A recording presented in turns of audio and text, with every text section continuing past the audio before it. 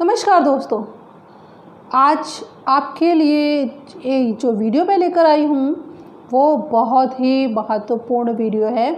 और दोस्तों, आज फिर से आपका मेरे चैनल PRS टीचिंग में बहुत बहुत स्वागत है। दोस्तों, इस समय जो वीडियो मैं आपके लिए आज लेकर आई हूँ, इस वीडियो में जो जानकारी मैंने दी है वो है आपके प्रश्न पत्र के प्रारूप के संबंध में। क्योंकि दोस्तों, CBSE के द्वारा प्रश्न पत्र के प्रारूप में एक बहुत बड़ा बदलाव किया गया है और इस बदलाव के संबंध में संपूर्ण जानकारी कराने के लिए ही मैंने ये वीडियो बनाया है। तो दोस्तों, आप सबसे पहले तो मेरे चैनल को सब्सक्राइब कर दीजिए, वीडियो को लाइक करें, शेयर करें और हाँ, आप मुझे इंस्टाग्राम पर भी फॉलो कर लें। मेरी इंस्टाग्राम ID है PRS teaching_YT। दोस्तों, अब शुरू करते हैं और आपको बताते हैं कि CBSE बोर्ड ने कक्षा 10वीं के हिंदी विषय के प्रश्न पत्र में कौन कौन से बदलाव किए हैं, किस तरह का प्रश्न पत्र होगा, किस तरह के प्रश्न आपसे पूछे जाएंगे, ये जानना आपके लिए बहुत ही ज़रूरी है। क्योंकि विद्यार्थियों, अब आधा अक्टूबर तो पार हो गया है और आपके पास अब समय भी कम बचा है। तो ऐसे में आपके लिए ये जानना तो बहुत ज़रूरी है कि किस तरह से आप अपने बोर्ड परीक्षा की तैयारी करें जिससे आप 100% अंक प्राप्त कर सकें। तो विद्यार्थियों, मैं आपको उन तथ्यों के संबंध में जानकारी कराऊंगी जिनके द्वारा और उन टेक्निक्स को बताऊंगी जिन टेक्निक्स के आधार पर आप 100% अर्थात 100% मार्क्स आप प्राप्त कर सकोगे। क्योंकि विद्यार्थियों, आप भी जानते हैं कि बोर्ड परीक्षा में और आपके कैरियर के लिए एक एक अंक बहुत ही महत्वपूर्ण भूमिका निभाता है। आपकी मेरिट को जो बढ़ाता भी है और एक या पॉइंट अगर कम, एक अंक या उसका पॉइंट भी कम हो जाता है तो आपकी मेरिट को वो नीचे भी ला देता है। तो विद्यार्थियों, आपको आपकी बोर्ड परीक्षा में जो आप 2021 में देने वाले हैं उन विद्यार्थियों के संबंध में यह वीडियो बहुत ही महत्वपूर्ण है। और दोस्तों, आप इस वीडियो को अंत तक देखें क्योंकि तभी आपको प्रश्न पत्र का जो बदला हुआ प्रारूप है उस प्रारूप के संबंध में आपको संपूर्ण और विस्तृत जानकारी हो सकेगी। क्योंकि आधी अधूरी जानकारी का कोई लाभ नहीं होता है।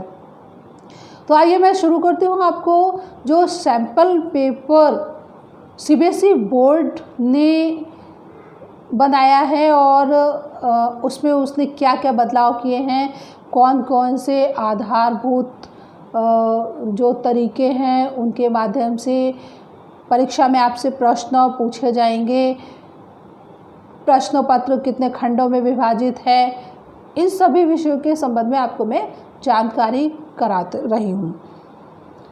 तो दोस्तों, सबसे पहले तो मैं आपको ये बता दूँ कि जो पूरा प्रश्न पत्र है वो जो हिंदी का कोड A है और उसका हिंदी A और कोड है 002, उसका जो प्रश्न पत्र होगा वो 80 अंकों का प्रश्न पत्र होगा। और विद्यार्थियों, संपूर्ण प्रश्न पत्र जो यह है वो 2 खंडों में विभाजित होगा। खंड A और खंड B, इस तरह से 2 भागों में प्रश्न पत्र विभाजित होगा। और खंड A में कुल 9 वस्तुपरक प्रश्न पूछे गए हैं। अब आप जो परीक्षा देंगे तो आपसे खंड A में 9 प्रश्न पूछे जाएंगे और सभी प्रश्नों में के उप प्रश्न भी होंगे।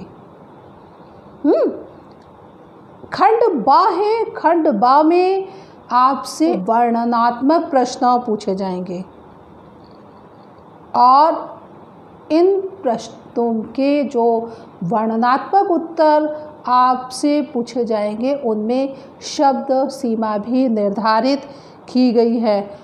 तो विद्यार्थियों, आपको इस सैंपल पेपर को बहुत ही ध्यानपूर्वक अध्ययन करना होगा और साथ ही आपको एक अपने लिए किस तरह से आप पूरे पाठ्यक्रम को तैयार करें, इन सब बातों पर विशेष ध्यान होगा। तभी आप परीक्षा में अच्छा प्रदर्शन करके और अच्छे अंक प्राप्त कर सकेंगे।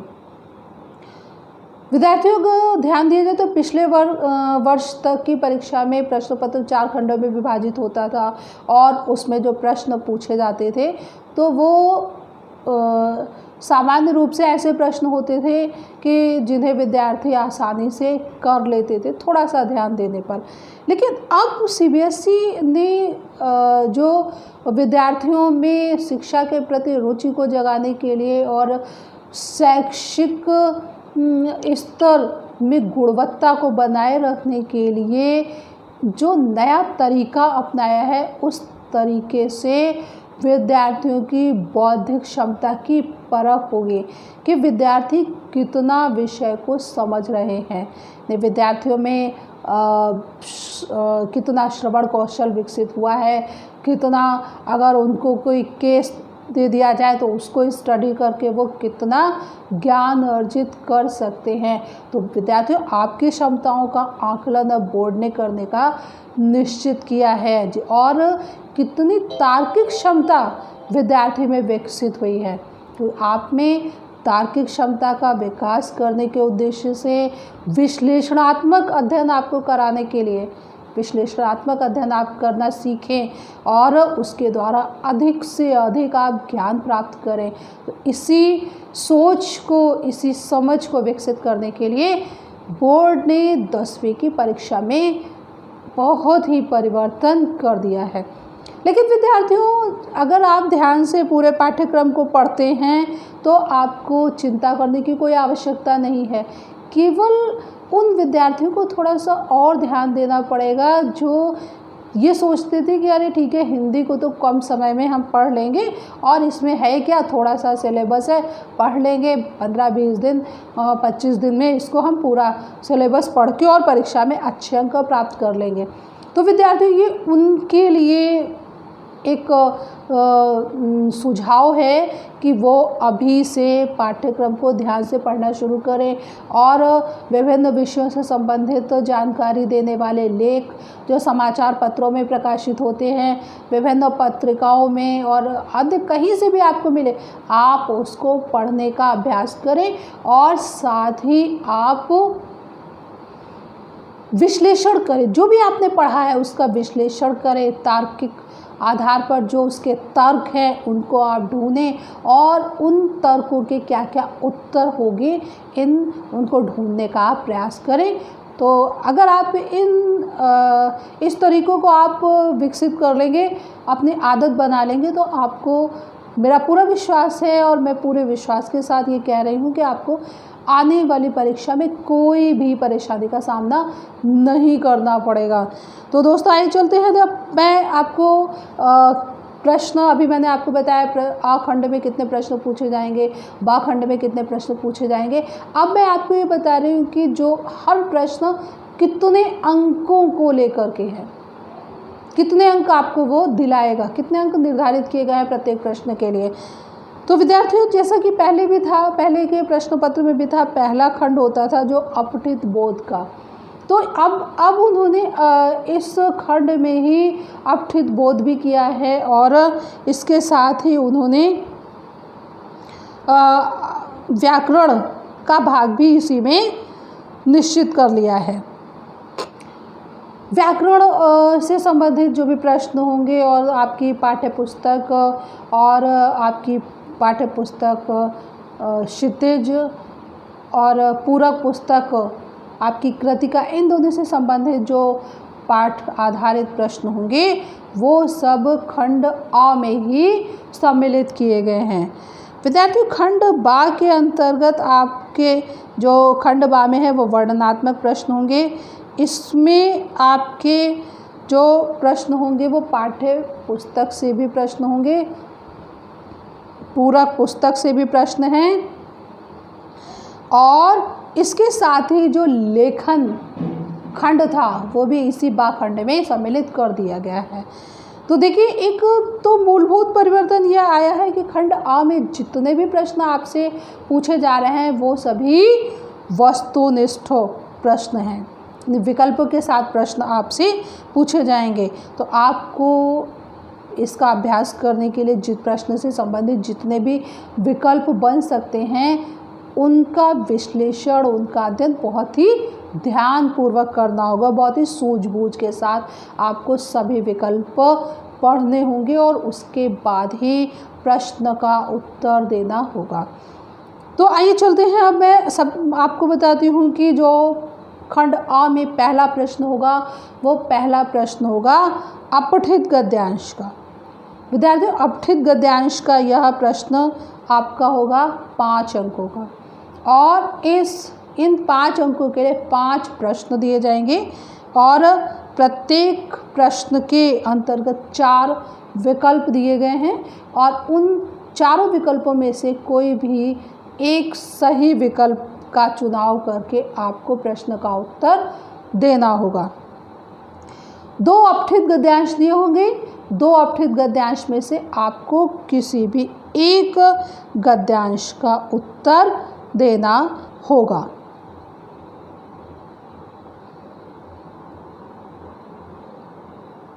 ठीक है, अब आगे बढ़ते हैं इसी तरह। तो ये तो 5 अंकों का आपका गद्य खंड हुआ और गद्य खंड से संबंधित 5 प्रश्न आपसे पूछे गए।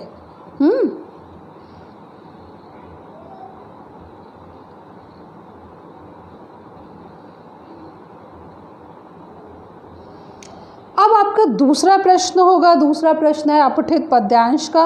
विद्यार्थियों, जैसे कि गद्यांश में 2 गद्यांश दिए जाएंगे उसी तरह पद्यांश में भी 2 पद्यांश प्रश्न पत्र में आपके लिए दिए जाएंगे और उनमें से किसी एक पद्यांश को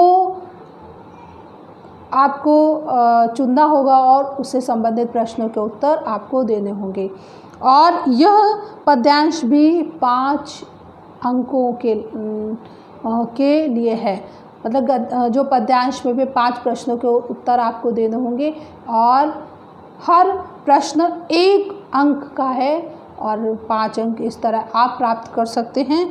इसमें भी प्रत्येक प्रश्न के 4 विकल्प दिए होंगे और उन 4 विकल्पों में से एक विकल्प सही होगा जिसका चुनाव आपको करना होगा। तो विद्यार्थियों, इस तरह आप अपठित जो बोध का खंड है, आखंड से जो संबंधित है, इसमें ये 10 अंक है। ये बहुत ही महत्वपूर्ण है। लेकिन प्रश्नों का प्रारूप अब चूँकि तार्किक और विश्लेषणात्मक शैली में आ रहा है तो इसलिए आपको उत्तर बहुत ही सोच समझ कर देना होगा। कोई भी जल्दबाजी आपको नहीं करनी होगी।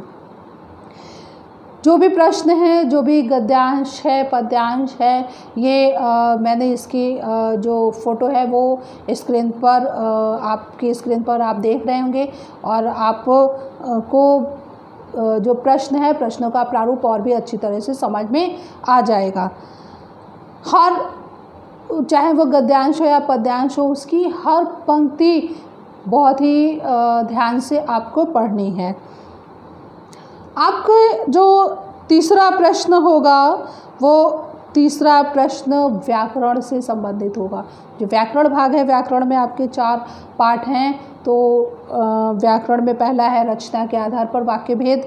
तो वाक्य भेद से संबंधित जो प्रश्न है, इसमें प्रश्न 3 में 5 प्रश्न दिए जाएंगे और उन 5 प्रश्नों में से किन्हीं 4 का उत्तर आपको देना होगा।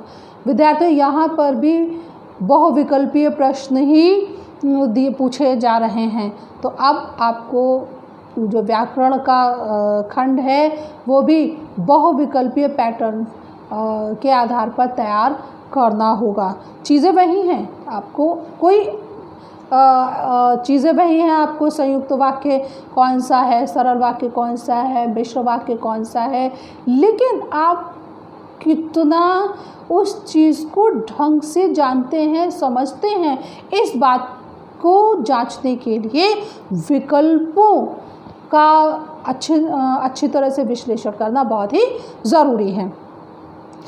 तो विद्यार्थी, ये 4 पाठ 1 जो व्याकरण में है उससे 4 अंकों के प्रश्न आपसे पूछे जाएंगे। फिर उसके बाद प्रश्न है 4 प्रश्न 4 भी 4 अंकों का है। इसमें भी आपसे 5 प्रश्न पूछे जाएंगे और 5 प्रश्नों में से आपको 4 प्रश्नों के उत्तर देने होंगे। यह प्रश्न आपके वाच्य परिवर्तन से संबंधित होंगे। जो पाठ आपका वाच्य परिवर्तन है तो वाच्य से आप 4 अंकों के प्रश्न पूछे जाएंगे। ये भी बहुविकल्पीय प्रश्न होंगे, चाहे वह वाच्य परिवर्तन से संबंधित हो या वाच्य पहचानना हो या वाच्य की परिभाषा हो, सब बहुविकल्पीय प्रश्न ही होंगे। अगला प्रश्न आपका है प्रश्न 5, जिसमें 5 प्रश्न दिए जाएंगे और 4 अंक के लिए है। इसमें भी आपसे 5 प्रश्न पूछे जाएंगे और यहाँ पर भी जो पाठ है आपका पद परिचय, तो पद परिचय के संबंधित कोई भी शब्द दिया जाएगा या पद जिसे आप कहेंगे और पद से संबंधित जो संपूर्ण जानकारी है, तो 4 विकल्पों में से जो सही विकल्प होगा उसे आपको चुनना होगा। इसके बाद है प्रश्न आपका 6। प्रश्न 6 रस से संबंधित है और रस यह पाठ भी 4 अंकों, यह प्रश्न भी 4 अंकों का होगा, यानी पाठ रस से भी आपको 4 अंक मिलेंगे। तो रस में आप रस की परिभाषा है, आप अच्छे से पढ़ेंगे, रस का स्थायी भाव अच्छे से पढ़ेंगे, कुछ पंक्तियाँ दी गई हैं उनमें रस को पहचानना है। लेकिन ये सारे प्रश्न बहुविकल्पीय प्रश्न हैं। तो विद्यार्थी इस तरह है, आपने अभी देखा कि आपके जितने भी प्रश्नों के उत्तर, प्रश्न 1 से लेकर अभी मैंने 6 तक आपको बताया, सभी प्रश्न बहुविकल्पीय हैं। जो अगला प्रश्न अब आपका है प्रश्न नंबर 7, ये आपकी पाठ्य पुस्तक से संबंधित है। पाठ्य पुस्तक जो आपकी क्षितिज भाग 2 है, इसमें आपसे एक गद्यांश आधारित प्रश्न पूछे जाएंगे। पहले भी पूछे जाते थे, लेकिन अब जो प्रश्न आपसे पूछे जाएंगे वो बहुविकल्पीय प्रश्न होंगे और ये 5 अंक के होंगे।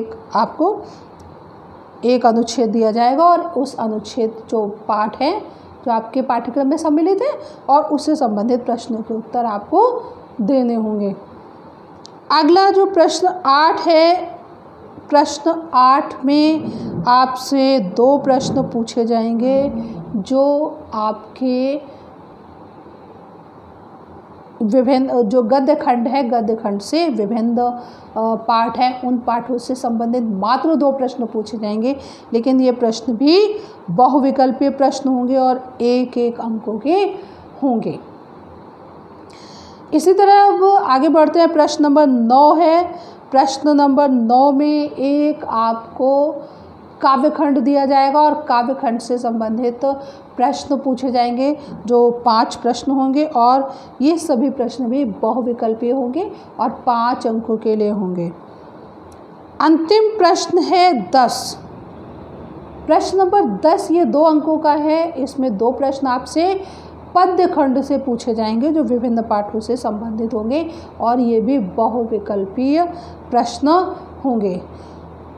तो विद्यार्थी ये थी संपूर्ण जानकारी अखंड से संबंधित और अखंड में सभी प्रश्न बहुविकल्पीय रूप में आपसे पूछे जाएंगे।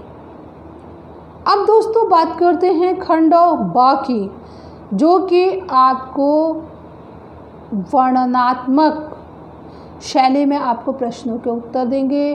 प्रश्नों के उत्तर देने के लिए शब्द सीमा का भी निर्धारण किया गया है। यहाँ पर आप अपने विचारों की अभिव्यक्ति करेंगे, वो पाठ से संबंधित होगी, विभिन्न विषयों से संबंधित होगी। तो चलिए अब आपका इस खंड में जो आपके प्रश्न होंगे वो 7 प्रश्न हैं।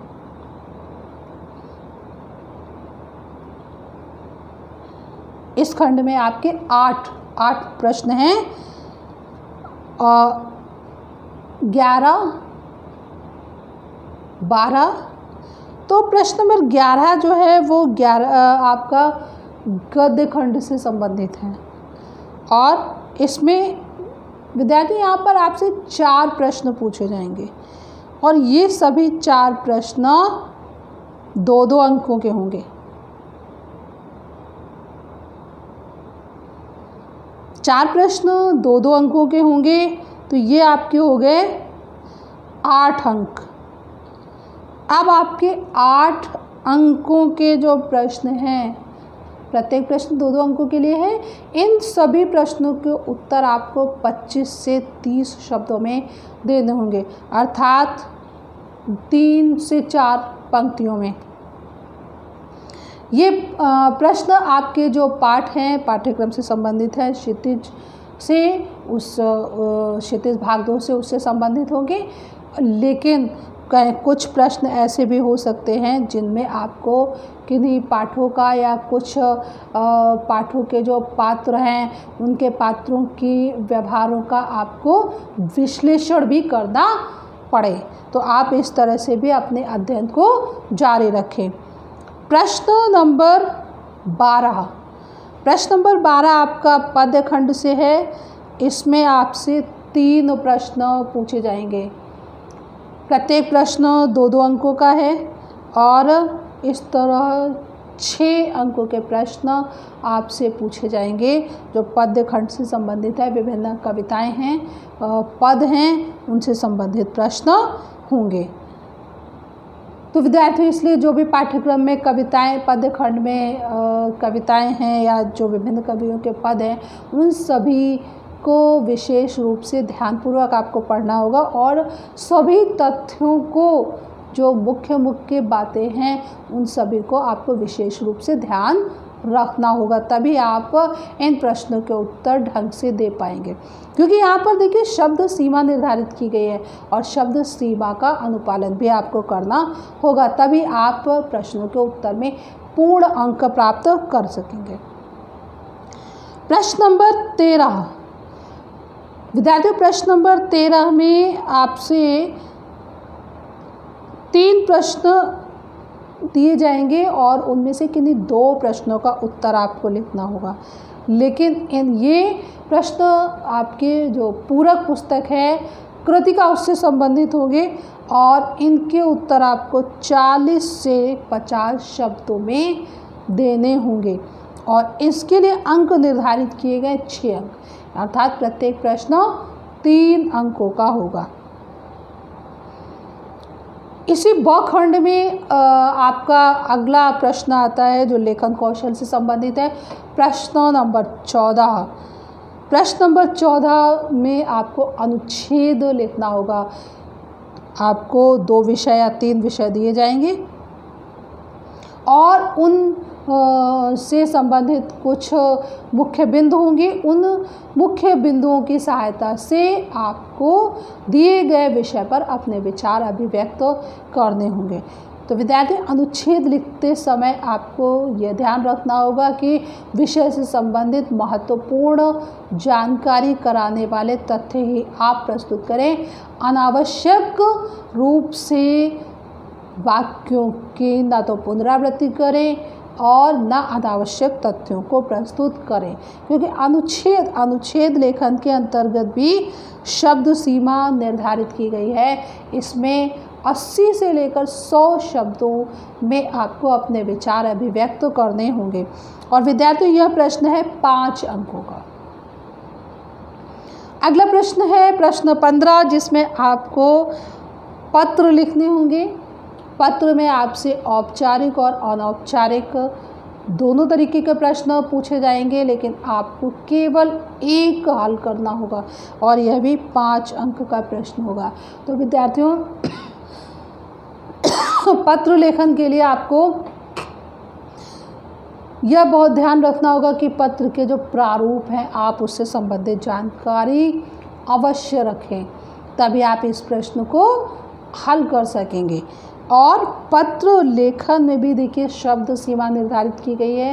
पहले प्रश्न जो पत्र लेखन का प्रश्न होता था उसमें शब्द सीमा निर्धारित नहीं होती थी, लेकिन अब 80 से 100 शब्दों के अंदर आपको पत्र लिखना होगा।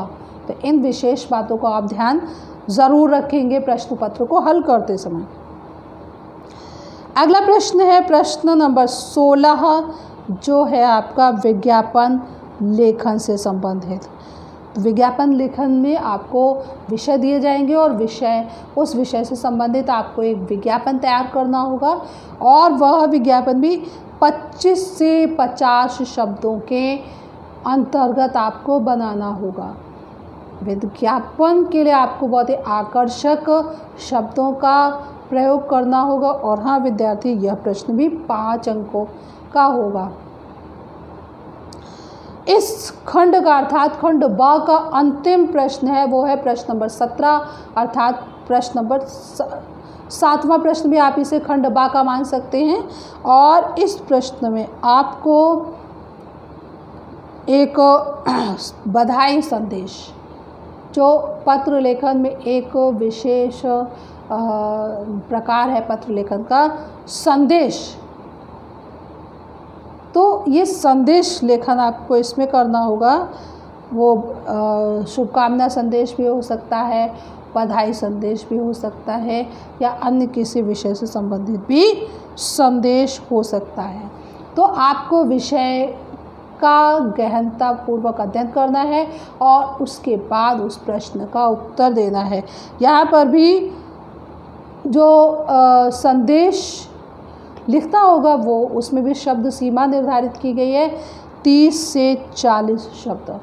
तो विद्यार्थियों आपको इन 30 से 40 शब्दों के अंतर्गत शुभकामना या आपका संदेश लिखना होगा। तो और यह प्रश्न भी 5 अंकों का होगा। तो इस प्रकार अभी मैंने आपको प्रश्न पत्र के बदले हुए प्रारूप के संबंध में विद्यार्थियों विस्तृत जानकारी कराई। 80 अंकों के इस प्रश्न पत्र को हल करने के लिए आप पूरी सतर्कता के साथ आज से ही अध्ययन करना शुरू कर दीजिए और मेरे बताए गए जो मुख्य बिंदु हैं इनको ध्यान में रखें और जो मैंने तरीके आपको बताए हैं आप उस तरीके से अध्ययन करें और अपठित अंश के लिए अभ्यास कार्य करते रहें। लेखन जो आपका खंड है, लेखन से संबंधित जो प्रश्न खंड बा में है उनका भी आप अभ्यास करते रहें। पत्र लेखन है, विज्ञापन लेखन है। तो दोस्तों उम्मीद है आपको इस बोर्ड के द्वारा जो बदला हुआ प्रश्न पत्र का प्रारूप है उसके संबंध में संपूर्ण जानकारी हो गई होगी। तो अगले वीडियो में मैं आपसे कक्षा जो 12 का बदला हुआ प्रश्न पत्र का प्रारूप है उसके संबंध में विस्तृत जानकारी कराऊंगी। तो दोस्तों तब तक के लिए धन्यवाद। आप अपना प्यार इसी तरह मुझे भेजते रहिए और मैं आपके लिए नए नए विषयों से संबंधित और बोर्ड के द्वारा जो भी अपडेट्स होंगे वो आप तक सारी जानकारियाँ पहुँचाती रहूँगी। तो दोस्तों शीघ्र ही आपसे एक नए विषय के साथ मुलाकात होगी। तब तक के लिए नमस्कार।